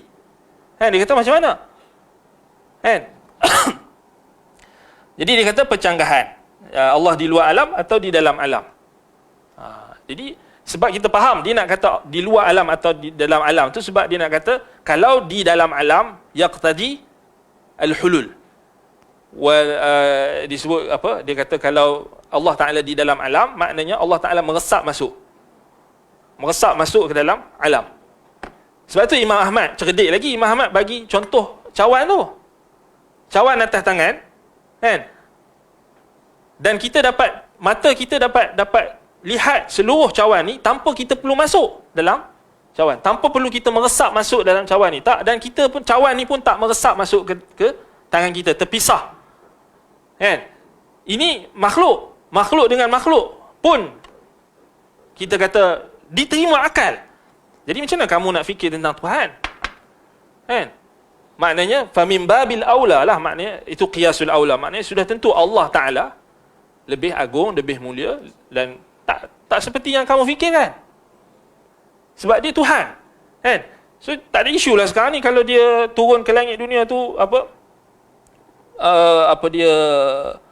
di luar alam atau di dalam alam, dia kita kata di luar alam tak di dalam alam, maknanya dia bainun an khalqihi. Kata ulama salaf, dia terpisah daripada makhluknya. Danin bi ilmihi, dia dekat dengan ilmunya. Kan? Sebab setiap ayat Quran yang sebut tentang istiwa, akhir sekali Allah Taala akan tutup dengan ilmu. Sebab itu ulama salaf bina kaedah, dekat tingginya Allah di atas arasy, istiwanya Allah di atas arasy tidak menafikan kedekatannya terhadap makhluk. Tidak menafikan ilmunya di mana-mana. Satu warid daripada banyak ulama salaf yang sebut Allah alin ala arsyihi, beristiwa di atas arasnya, istawa ala arsyihi, alin ala arsyihi fawqa samawati sab'i, di atas 7 petala langit, tinggi di atas 7 petala langit. Wa ilmuhu fi kulli makan, ilmunya di mana-mana. Ahata ilmuhu fi kulli makan, meliputi seluruh tempat, ilmunya itu meliputi seluruh tempat. Contoh yang simple lagi, satu lagi kias yang digunakan oleh Imam Ahmad dalam Ar-Raddu 'ala Az-Zanadiqah wal Jahmiyah. Contoh, dan juga Syekhul Islam Ibn Taymiyah dalam Bayan Talbis Al-Jahmiyah. Contoh, kita, anda sekarang duduk di tempat yang stand tinggi ni. Baik, jadi walaupun anda duduk berjauhan dengan sahabat-sahabat semua, tapi anda nampak semua. Betul tak? Anda nampak semua. Baik, adakah bercanggah dengan keberadaan anda yang ada di atas stand, stage yang tinggi ni? Tak bercanggah. Contoh, itu Imam Syekhul Islam bagi contoh seorang bapa duduk dekat loteng ataupun tempat yang tinggi, anak dia ada main dekat bawah dan dia dapat capai. Dia maknanya dia punya penglihatan, pendengaran dia, pengetahuan dia dapat cover kawasan yang anak dia bermain di bawah. Itu makhluk. Bercanggah tak? Bercanggah tak dengan kedudukan ayah dia tadi yang tinggi tadi? Adakah maksud ayah dia tu kena masuk dalam badan anak dia semua? Baru tahu? Tak. Dia masih duduk di tinggi di atas tempat yang agak tinggi, kemudian dia dapat capai anak dia. Dia dapat tengok anak dia, ada contoh anak dia ada 3 orang, dia tahu anak dia seorang ni main kat sini. Dan dia pun ada ilmu tentang tempat-tempat yang anak dia main tu. Contoh lagi, Imam Ahmad bagi contoh, kita masuk dalam rumah kita dan sebagainya, sama juga. Kita keluar daripada rumah kita, kita tahu tak tempat kita simpan barang ni kat sini, susunan sofa kita dekat sini, meja makan kita dekat sini, kita tahu tak? Kita tahu. Tapi adakah bermaksud bila kita masuk ke dalam rumah kita tu, kita meresap masuk dalam rumah tu, baru nak kata kita tahu? Tak. Tetap terpisah dengan apa yang ada dalam rumah kita tu. Bila kita keluar, still kita tahu. Betul tak? So Allah Ta'ala lagi hebat, lagi maknanya lagi besar, lagi agung. Itu maksud qiyasul aula. So Imam Ahmad dengan Syekhul Islam Ibn Taymiyah gunakan kias ni. Maknanya, adakah bercanggah? Dan adakah bermaksud Allah itu meresap masuk dalam makhluk dan dia berada dalam alam? Tidak. Maknanya dia still di luar alam. Maknanya, hatta kalau kita katakan dia turun di langit yang ke dunia pun, dia masuk ke dalam alam ke dia tak masuk dalam, itu bukan urusan kita. Betul tak? Itu bukan urusan kita. Jadi soalan yang pertama ni, tak betul. Tapi kita jawab juga mimbab kita nak bagi tahu, tak, dia punya logik pun tak dipakai. Tak logik. Soalan tak logik. Baik. Yang kedua, Salafi beriman Allah benar-benar turun ke langit dunia pada sepertiga malam terakhir, bukan rahmat atau malaikat. Waktu malam berbeza-beza, ada negeri malam, dalam masa yang sama ada negeri yang siang. Ini bermakna setiap masa akan ada sepertiga malam terakhir. Adakah ini bermaksud Allah sentiasa turun tanpa berhenti? Ini pun sama juga, berpunca daripada soalan pun salah. Kerana tasawur dia, gambaran dia tentang sifat-sifat Allah dan juga tentang alam pun salah. Sebab apa? Punca dia kerana dia tak faham tentang kecilnya alam ni. Ini punca, soalan ni berpunca daripada jahil tentang hakikat alam. hakikat alam yang Allah Ta'ala khabarkan dalam Quran dan juga Nabi SAW sebutkan tentang dalam sunnah. Contoh macam kursi. Dia orang tak tahu kursi Allah ni nak dibandingkan dengan arash. Dia tak boleh banding. Arash nak dibanding dengan kursi. Nabi SAW buat perbandingan bulatan ataupun gelang, getah ataupun gelang gelang ataupun bulatan yang dibalingkan di padang yang luas. Jadi padang yang luas tu arash. Gelang getah yang kecil tu kursi. Boleh banding tak? Maknanya besarlah arash. Arash nak banding dengan kursi pun itu perbandingan dia. Kemudian Nabi SAW bandingkan pula kursi itu dengan langit dan bumi. Kursi dengan langit dan bumi. Kursi Allah dengan langit dan bumi sama juga perbandingan dia macam tadi. Maknanya Nabi balingkan bulatan macam getah, gelang. Nabi katakan dibalingkan di padang yang luas, bi ardin falah. Padang yang luas, maknanya itu perbandingan antara kursi dengan langit dan bumi. Langit dengan bumi maknanya besar. Besar gelang tu je. Maknanya kursi lagi besar dia, besar padang tu. Wasi'a kursiyyuhus samawati wal ard. Itu maksud dia. Nampak? Jadi dia orang tak faham. Maknanya jadi itu bayangkan tu alam tu maknanya termasuk langit dengan bumi. Maknanya kecil je lah. Kecil je lah. Kemudian belum lagi kalau kita baca asal sahabat tentang diumpamakan macam biji sawi saja di atas tapak tangan kamu. Langit dengan bumi tu. Bukan bumi saja, langit dengan bumi. Jadi dia orang tak faham. Dia orang tak faham maknanya tasawur tentang alam itu sendiri salah. Kan? Dia orang tak faham juga langit antara satu langit dengan satu langit yang berikutnya jaraknya 700 tahun jarak perjalanan, 500 tahun jarak perjalanan. Dan kalau kita tengok balik Imam Syekhul Islam Ibn Taymiyah rahimahullah dalam risalah Al-Arshiyah, dia isbatkan bumi dengan langit ni, alam ni semua maknanya bulat. Macam apa kita kata, sebab dia berhujah dengan tafsir Ibn Abbas, falak kan, falak ni diumpamakan macam mirzal, maknanya tenunan benang tu. Maknanya lapisan tu, lapisan bumi, bumi kita ni kecil kan, lapisan 7 langit yang berikutnya tu dah berapa lapisan tu, maknanya lagi besar nak dibandingkan dengan langit. Maknanya akhir sekali kita tak boleh nak bayangkan wa ma qadarullah haqqa qadri. So maknanya Allah Taala Maha besar. So dia orang tak nampak tasawur, dia orang tak nampak maknanya macam mana Nabi SAW sifatkan tentang kecilnya alam ni, besarnya makhluk-makhluk Allah. Contoh Nabi cerita dekat sahabat malaikat, besar malaikat Jibril saja. Berapa besar saja? Ada 700 sayap. Kemudian Nabi SAW sebut tentang malaikat hamalatul arsh yang memikul arash. Jarak cuping bawah cuping telinga ni sehingga bahu 700 tahun jarak perjalanan. Maknanya bumi ni besar mana je? Tak besar pun, kecil. Jadi dia orang tak faham, dia orang tak nampak maknanya yang Nabi SAW bagi tahu tu. So yang dia orang nampak yang dia orang nampak sekarang. Kita pun tak tahu apa yang dia orang nampak. Yang dia orang nampak ni lah maknanya dia orang nampak, ni bumi ni macam ni lah. Ataupun ada teori-teori yang tak betul ke, Wallahul musta'an.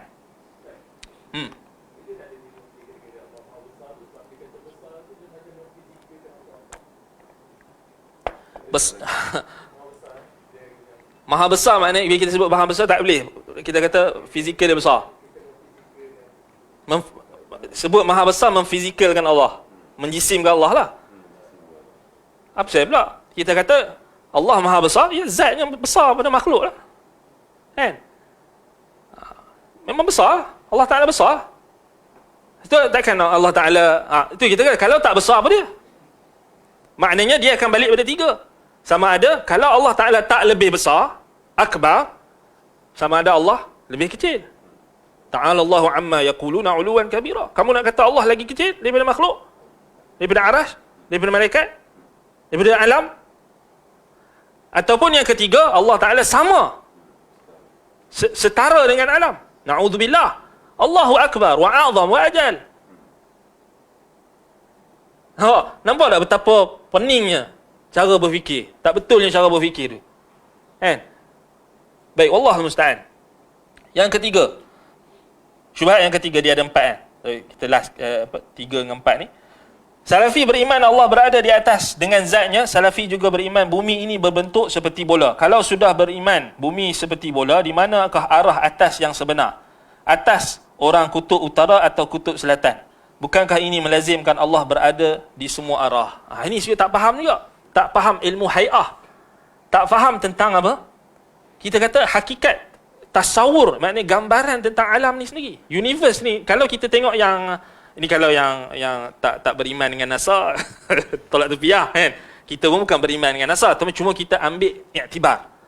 Fa'tabiru ya ulil absar. Allah Ta'ala suruh kita ambil i'tibar. Maknanya daripada kajian-kajian orang kafir tu, benda tu kita kata bukanlah semuanya konspirasi. Kita kena faham juga lah, kadang-kadang orang tak faham kan. Kita kata, okey, kita ambil, yang ni tolak orang yang tak percaya tu, dia duk percaya apa? Flat kan? Tak apalah. Saya jadi isu lain pula kan? Tapi masalah itulah, bila dengan flat tu pun tak dijawab juga. Sebab tu yang sebenarnya Syekhul Islam karang kita Al-Arsyiyah, Risalah Al-Arsyiyah tu untuk isbatkan tentang bumi ni sfera. Bahkan ijma'. Ibnul Munadi nukilkan ijma'. Di tabaqat kedua ashab Imam Ahmad bin Hanbal. Syekhul Islam Ibn Taymiyah nukilkan ijma', bumi ni bulat, sfera lah. Ibnu Hazmin juga nukilkan ijma'. Baik, saya kira bergaduh pula kan. Kita beriman dengan NASA. Tak. Baik, ambil yang penemuan apa yang latest apa Hubble atau bukan Hubble apa? James Webb lah. James Webb yang latest. So yang dia orang boleh ambil gambar yang paling paling besar yang boleh dia orang ambil. Maknanya itu pun tak terjangkau lagi kan. Tapi kalau kita tengok dalam apa aplikasi-aplikasi yang dia orang buat, kan kalau kita zoom out kan, bumi dengan matahari dan sistem galaksi kita ni kecil je, betul tak? Nak dibandingkan dengan seluruh galaksi. Bahkan yang itu saja yang baru mampu ditangkap gambar, image tu. Belum lagi nak capai semua. Itu baru satu. Itu pun kita tak tahu juzuk berapa. Sikit. Kan? Maknanya masih lagi dalam lingkungan langit dunia. Tak lepas langit dunia lagi. Tak lepas langit pertama lagi. Kan? Tu pun dia orang lah bangga-bangga kan. Tapi nak bagi tahu, kecil lah. Kecil. Jadi bila kecil, kalau kita ambil gambar pun, kita ambil Google Map, ada Google Maps kan? Kau tak pakai Google Maps? Flat Earth pakai tak Google? Itu masalah lah. Dia pakai juga Waze, pakai juga Google. Nipu je kan? Beriman pula kan? Naik kereta pakai Waze, pakai Google Map, beriman pula. Kata konspirasi semua. Baik. Tak apa, tu lawak je kan? Baik, kita ambil Google Maps tu. Okey, kita ni makhluk, kita zoom out kan Google Maps kita tu. So zoom out kan bumi. Kecil tak? Kecil lah. Baik, ada isu tak arah? Ada isu tak arah? Kita arah mana, dia arah mana? Tak ada isu. Sebab base pada keberadaan kita, memang kita daripada sudut pandang daripada atas tu, kita ada di bawah lah. Kalau orang yang naik ke space, angkasa, ISS apa semua tu, kita berada di mana? Bawah. Ada isu ke dia kutub utara ke kutub selatan ke? Ada isu ke? Tak ada. Baik, itu makhluk dengan makhluk. Allah Ta'ala laisa kamithlihi syai' wa huwas sami'ul basir. Walillahil mathalul a'la. Allah Ta'ala, kamu tak payah fikirlah lagi. Kalau makhluk dengan makhluk pun, benda tu kita kata bukanlah benda yang bercanggah. Bahkan kita boleh diterima akal. Benda tu berlaku, betul tak? Kita kan zoom out Google Map tu, bola apa, bumi tu, bumi yang bulat tu kan. So kita sekarang ni, kita berada menghadap dekat skrin kita kan. Baik, dia skrin tu ada dekat arah bawah kita. Ada isu tak sekarang ni berada di mana. Tak ada. Kalau kita pusing-pusing pun, sama macam qiyas yang dipakai oleh Imam Ahmad tadi. Cawan tadi. Betul tak? Tak ada isu pun di arah mana. Di arah, arah mana satu, atas ke bawah. Tak ada isu. Memang di atas lah. Sebab perbandingan antara dua objek tadi, objek yang kedua tu dia lebih kecil. Kan? Jadi dia kalau kita berhujah dengan hujah akal pun, dia orang kena terima, dia orang kena lazim akal dia orang kena terima. Sebab kita macam tadi akbar atau tak besar tu, besar ke lebih besar ke macam mana? Tak, kalau kamu kata tak lebih besar, tak boleh kata lebih besar, maknanya kamu kata dia lebih kecil atau sama tara. Nak tak nak kamu kena cakap dia lebih besar. Allahu akbar wa Allahu ajal. Betul tak? Sama juga dalam isu ni. Itu kita pakai logik tu. Kan? Kita pakai logik. Baik. Ini sebab itu kita kata penting, maknanya benda ni kita nak jawab dengan ikut peredaran zaman sekarang ni. Macam mana kita nak bagi orang faham? Contoh macam Imam Ahmad tadi. Imam Ahmad dia bagi gelas tadi zaman dia. Zaman sekarang kita kena, maknanya kita kena beranilah untuk guna teknologi yang ada sekarang ni untuk jawab. Maknanya bukan kita hanya macam tak berani nak cakap kan. Maksudnya benda ni bukan bercanggah pun dengan akal, tak bercanggah dengan akal pun. Kecuali kalau kita kata benda tu konspirasi tipu tadi kan. Tapi susahlah pula. Sebab pasal semua orang dah ijma' pakai Google Maps. Dan manusia semua sekarang ni ijma'. Ke ada yang kata tak sah? Jangan tipu kan. Waze ke apa? Kan, dia flat earth ke apa, dia tetap guna Google. Kan? Dia nak cari gambar flat earth tu pun dia guna Google juga. Kan? Jangan tipu. Dia cakap, hati dia tetap dia percaya benda tu. Sebab benda tu badhi. Benda tu mana diterima dah. Kan? Sebab itu kita kata tak ada isu pun dia berada di arah mana tak. Sebab kita ni memang kecil. Kan? Kita ni memang kecil. Kan kamu lagi besar pada Tuhan? Itu masalah tu. Ataupun Tuhan berada di mana-mana. Tuhan masuk meresap dalam makhluk. Itu bahaya dia. Sebab itu ulama salah dulu isbatkan tentang ketinggian Allah di atas makhluk dan terpisahnya Allah dengan makhluk. Terpisah. Itu penting. Itu jelas sekali dia jadi Tuhan. Tak besar Tuhan, tak besar, tak kecil, tak ni, tak dalam, tidak luar. Apa benda? Benda kau ni. Last sekali senang cerita, kau lah Tuhan senang cerita. Allahul musta'an. Itu yang ketiga. Yang keempat, Salafi beriman Allah berada di atas aras, di luar alam. Tapi Salafi juga beriman kerusi adalah tempat letak kaki Allah. Kerusi berada di bawah aras, berarti kerusi berada dalam alam. Maksudnya, adakah Salafi beriman sebahagian zat Allah berada di atas aras, yakni di luar alam? Manakala kaki Allah pula berada di atas kerusi yang berada di bawah aras, yakni di dalam alam. Yang ini bersama juga, tak betul. Kursi ni, kita dah bagi tahu, wasi'a kursiyyuhus samawati wal ard. Baik, ulama salaf tafsirkan kursi ni ada dalam jauf alam ni ada dalam rongga kursi.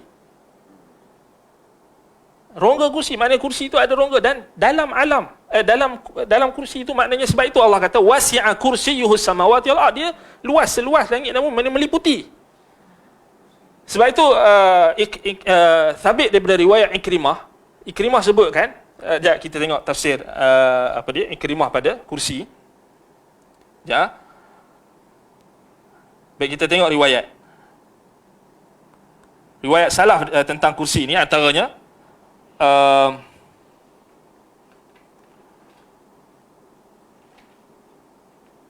Al-Kursi, ayat kursi itu.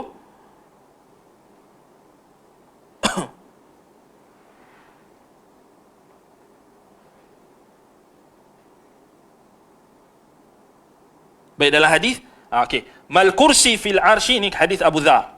Mal kursi fil arsy illa kal halqatin min hadidin ulqiyat baina dhahri falah min al ardi. Baik, perbandingan kursi dengan aras, tidak ada perbandingan antara kursi dengan aras tu melainkan seperti halqah, maknanya gelang getah atau gelang yang gelang daripada besi yang dicampakkan di padang yang luas. Tu kursi dengan aras. Kan? Maknanya kalau kursi dengan alam tadi sama juga. Kursi itu seluas padang yang luas tadi, alam, langit dan bumi, alam itu sebesar lingkaran besi itu saja, atau getah atau besi. Ikrimah Maula Ibn Abbas, dia kata apa? Asy-syamsu juz'un min 70 juz'an min nuril kursi. Matahari tu, cahaya matahari tu hanya satu juzuk je, satu bahagian daripada 70 bahagian cahaya kursi. Dia orang tak boleh jawab ni riwayat, dia orang tak ada riwayat, dia orang bukan ahli riwayah. Dia orang hanya akal. Kan? Sebab ni tak sahih apa semua. Itu jelah dia orang faham. Tapi tak nampak tak salah dia orang faham macam mana. Dia kata al-kursi juz'un min 70 asy-syamsu juz'un min 70 juz'an min nuril kursi. Matahari paling besar lah makhluk yang kita nampak. Tapi kalau kita kecilkan lagi tu dia kecil juga kan. Maknanya ada lagi makhluk yang besar. Tapi yang dari sudut Allah Ta'ala sebut dalam Quran, yang apa yang kita nampak. Kan? Matahari lah. Kan? Dia yang paling jelas sekali. Baik. Jadi, Ikrimah kata, cahaya matahari itu satu bahagian daripada 70 bahagian cahaya kursi. Satu bahagian je. Maknanya, kecil je. Matahari pun kecil. Bumi, lagi kecil. Kan? Wal kursi juz'un min 70 juz'an min nuril arsh. Dan kursi pula satu bahagian daripada 70 bahagian cahaya arasy. Maknanya dia ada cahaya kursi. Kan? Kita tak boleh bayang. Tak boleh bayang kan? Tak boleh bayang. Maknanya situ saja had dia. Batasan dia. Sebab ni still dalam makhluk Allah kan? Maknanya Nabi still bagi perumpamaan boleh kita. Ya, kita boleh bayang tapi kita tak boleh nak. Sebab dia bukan sifat Allah, tapi dia tentang makhluk Allah. Makhluk Allah yang agung. Kursi, arasy. Sebab itu Nabi cerita. Sebab itu ulama karang kitab. Benda tu bukan kita kata tak ada makna. Tapi golongan falsafah, ahlul kalam, dia orang nak ta'til makna arasy, makna kursi ni supaya boleh ta'til sifat. Nampak? Depa tak mau. Sebab itu depa cukup pantang kalau ahlul hadis riwayatkan hadis-hadis tentang kursi, tentang arasy, tentang sifat-sifat arasy. Depa tak suka. Depa akan mula tuduh mujassimah ini. Terlampau berfikir ni lagi ni gini. Israiliyat lah. Itu juga antara model seperani mereka. Depa akan tuduh ni Israiliyat ni tak ada. Sebab tu depa akan tuhmah riwayat salaf ni, dia kata ni riwayat ni tak sahih, bukan daripada Nabi. Nampak? Bukan daripada Nabi, tapi dia daripada sahabat, daripada tabi'in. Takkan sahabat dengan tabi'in nak mana-mana. Dan riwayat itu dinukilkan oleh ulama salaf, diterima. Tidak ada percanggahan. Yang contoh macam perincian-perincian arasy, kursi. Sebab itu ahlul kalam dia tak faham benda ni. Benda ni hanya ada pada ahlul riwayah, hanya pada ahlul hadis, ahlus sunnah, ahlul athar. Sebab mereka beriman dengan hadis-hadis Nabi secara total. Dia orang ambil semua riwayat, dia orang beriman dalam hati dia orang. Dia orang baca ayat kursi itu, dia orang faham maknanya macam mana yang salah faham. Bila baca tentang arasy, dia orang faham arasy tu macam mana sebagaimana yang Nabi SAW ceritakan dalam riwayat hadis kepada para sahabat. Dia orang tak ada syak. Tak ada dia orang macam ragu-ragu. Mana nak fikir benda yang di luar daripada akal, kemampuan akal dia orang. Sebab punca dia orang tak boleh nak faham soalan yang 4 soalan ni. Puncanya kerana dia tak faham tadi. Tak faham tentang arasy tu besar mana. Comparekan dengan kursi tu. Compare dengan langit dengan bumi. Langit dan bumi ni macam mana. Kan? Dia orang tak boleh faham. So last sekali dia orang kata semuanya tak masuk akal. Bercanggah. Tak bercanggah sebenarnya. Tak ada perjanggahan sikit pun. Dari sudut akal tak ada bercanggah. Satu Syekhul Islam Ibn Taymiyah rahimahullah jawab dalam risalah Al-Arshiyah, kemudian dalam bayan talbis Al-Jahmiyah. Kan? Jawab. Syekhul Islam jawab dengan logik. Imam Ahmad jawab dalam Ar-Raddu 'ala Zanadiqah wal Jami'. Jawab. Kan? Dan bagi ilzam kepada mereka ilzam logik akal. Kalau kamu kata macam ni, kalau kamu kata di luar alam, kalau kamu kata di dalam alam, dia melazimkan 3 pula. Sama ada dia lebih besar, dia terpisah, ataupun dia masuk meresap dalam alam, ataupun dia lebih kecil, ataupun alam tu di atas dia, ataupun di bawah, ataupun setara. Kan? Imam Ahmad bahas. Maknanya ilzam mereka. Imam Ahmad bawa ayat Quran awal, kemudian Imam Ahmad guna logik akal. Jadi ini menjawab juga mereka kata kononnya ulama salaf tak guna logik. Ulama salaf bawa riwayat saja tak tahu apa. Tak, kamu yang tak faham logik salaf. Logik salaf ni lagi kuat sebab logik mereka datang daripada logik sahabat Nabi. Sahabat Nabi ni orang yang paling berakal sekali, kata Ibnu Mas'ud. Aqalun nas, orang yang paling berakal sahabat Nabi. Dan Nabi SAW orang yang paling berakal. Kamu jangan perasan Aristotle tu lagi berakal. Nabi SAW, sahabat. Satu Ad-Darimi kata, kalau berlaku pecanggahan makulat, pecanggahan dalam akal antara manusia, kembalikan segala makulat itu kepada makulat sahabat. Itu kaedah. Macam tadi lah, kita kembalikan kepada macam mana sahabat faham.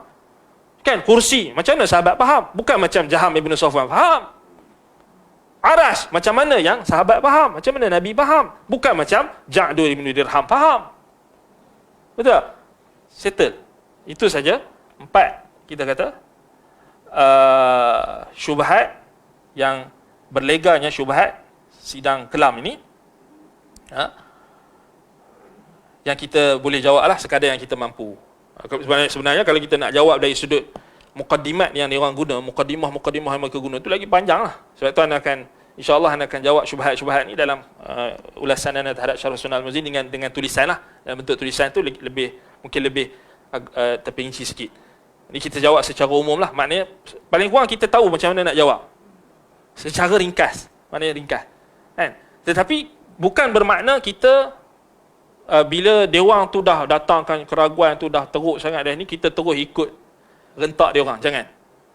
Bila sampai pada hadnya, dia orang dah mula main apa, pelekeh Allah Taala, sifat-sifat Allah Taala, mula nampak dah kurang ajar, ungkapkan perkataan-perkataan yang maknanya menunjukkan mereka ini tak ada adab terhadap Allah, tak ada adab terhadap Rasul, pada para sahabat, tabi'in, ulama-ulama salaf, tinggalkan. Tak payah layan. Jangan layan. Cuma dijawab pada apa syubhat yang mereka bawa lah. Syubhat yang mereka bawa tu maknanya, bukan maknanya bila kita kata dewan tu dah tak boleh, kita tahu dewan degil, sombong, bukan bermakna kita berhenti daripada menjelaskan kebenaran. Tetap kebenaran tu dijelaskan. Tapi jangan layan provokasi dia orang tu. Berapa ramai dah mari jumpa ana ustaz-ustaz kita ni, kenapa tak buat dialog? Ana rasa nak marah juga ada. Kita kata, berapa lama dah kita cakap benda ni, rasanya tak perlu pun sampai tahap tu. Sebab pertama sekali, dia orang sendiri jahil. Kan? Syarat untuk munazarah, orang yang munazarah tu mesti dia kena ada ilmu. So kalau dia orang jahil macam tu, tahap macam ni sekali jahil, tak tahu tasawur gambaran sahabat Nabi tentang alam, tentang arash, tentang kursi, tak tahu tafsiran dia, macam mana kamu nak ajak berdebat atau nak ajak berbincang? Tak ada manfaat lah. Kan? Tuan kata kat dia orang, kata kalau nak kita sembang, ajar dia orang boleh. Kan? Ajar dia orang. Tapi dia orang sombong, mana nak belajar, dia orang tak akui. Bahkan dia orang hentam pula ulama-ulama salaf. Itu yang kita kata tak boleh kita diamkan. Wajib pertahankan ilmu dan ahlinya. Ini antara usul ta'zim al-ilm. Mengagungkan ilmu, kita wajib mempertahankan ilmu dan ahlinya. Antaranya ni. Dan ini kita, ada orang setengah dia kata, apa bincang tentang sifat istiwa ni, buang masa. Ulama dulu dah bahas sifat ulu ni adalah buang masa. Tak, bukan. Ini bukan buang masa. Sebab ini kita kata tentang hak Allah. Kan? Ni hak Allah fi zatillah.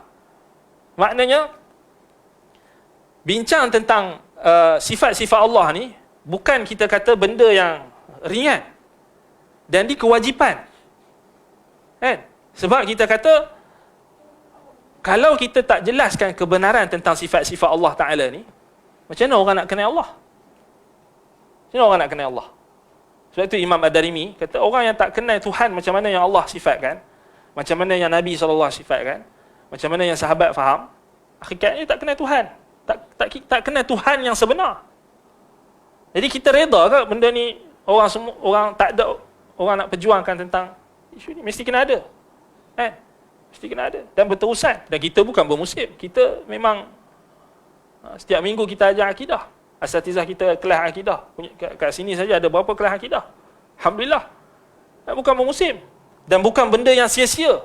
Bahkan sabit daripada dalam asar Muhammad ibn al-Hanafiyah, anak kepada Ali bin Abi Talib radhiyallahu an, tabi'in, disebut la taqumus sa'ah hatta takuna khusumatan nas hatta takuna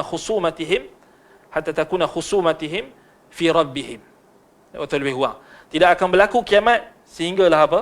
Pertentangan dan pertelingkahan manusia itu berlaku pada Tuhan mereka, tentang Tuhan mereka. Maknanya sampai kiamat. Dan ada masalahnya kita sekarang ni, kita nak berada di pihak mana? Yang memperjuangkan Allah, hak Allah Ta'ala, sifat-sifat Allah, ataupun kita nak menafikan sifat Allah, lawan Allah. Jahmiyah, kata ulama salah, mereka menentang Allah sebab mereka menafikan sifat-sifat Allah. Dan kalau orang kata lagi apa ni, buang masa bergaduh, baik, inilah perjuangan yang paling mulia sekali. Pasal kita bergaduh tentang Allah, bergaduh kerana Allah. Orang sekarang ni kalau laki bergaduh tentang perempuan, bergaduh ni, dia bising. Betul tak? Bergaduh tentang benda-benda, bergaduh bola lah, apa kan, apa kelab bola sepak lah, kalah lah apa benda, kan? Main game lah apa benda, dia bising. Tak, inilah kan, orang lelaki minta ni, bergaduh bab ni, bergaduh ni. Tak akidah, tak pertahankan akidah. Maknanya ya, kita sampaikan dengan baik lah, maknanya kita sampai dengan baik. Tapi kalau orang maknanya penentangan tu mereka datangkan dengan bentuk provokasi dan sebagainya, ya kita bersabar, tetapi tak bermakna kita diam daripada menjelaskan kebenaran. Ini anda tengok dah sampai tahap Syekh Uthaymin pun dia terang-terang kata sesat. Di mula tu apa, Al-Kirmani, Darimi, lepas tu Imam Ahmad kan, biasa tu. Dulu Ibn Taymiyah kan, Al-Albani, Bin Baz kan. Kemudian naik sikit Syekh Muhammad bin Abdul Wahab, dah lama kena. Dah orang dah tahu dah kan, ketokohan Al-Albani, ketokohan Syekh Muhammad bin Abdul Wahab dah dijawab. Ibn Taymiyah orang dah tahu. Kemudian dia bergerak ke step yang terusnya, sumber-sumber rujukan Ibn Taymiyah. Itu yang dia orang serang apa? Ad-Darimi tak boleh pakai, ini tak boleh pakai, Al-Kirmani tak boleh pakai. Last sekali Imam Ahmad pun tak boleh pakai. Cuma dia orang tak berani lagi. Dia serang anak-anak murid dulu. Betul? Lepas ni Asy-Syafi'i pun kena. Tak lama, tunggu je. Kan? Asy-Syafi'i kena, Ahmad bin Hanbal kena. Kan? Semua yang bawa kepada sunnah Nabi SAW akan kena. Dan ni sunnah tentang akidah ni lah sunnah yang maknanya Nabi SAW ingatkan tentang para sahabat, tentang Dajjal apa semua ni, inilah tentang masalah sifat.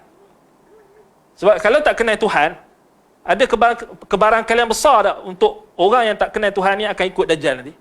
Confirm Dajjal datang, ni dah Tuhan. Pasal kau tak kenal Tuhan, sifat-sifat dia kau tak kenal betul-betul macam mana yang Nabi SAW ajar, yang sahabat tunjukkan.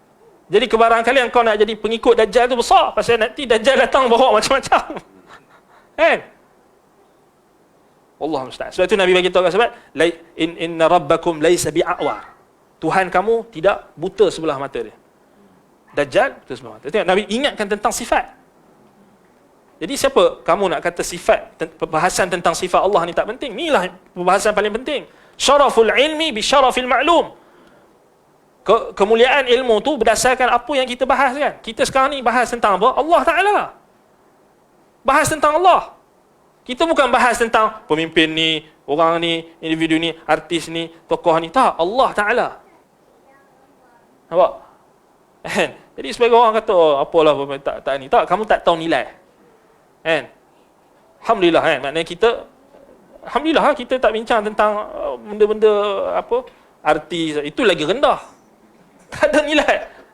Bincang tentang fulan, alan, bincang benda ni, bincang tentang Allah, sifat-sifat Allah. Kita nak, sebab apa? Sebab Tuhan ni lah yang kita nak jumpa nanti. Allah Ta'ala yang kita sembah. Allah Ta'ala yang kita nak masuk dalam syurga, nak tengok wajah dia.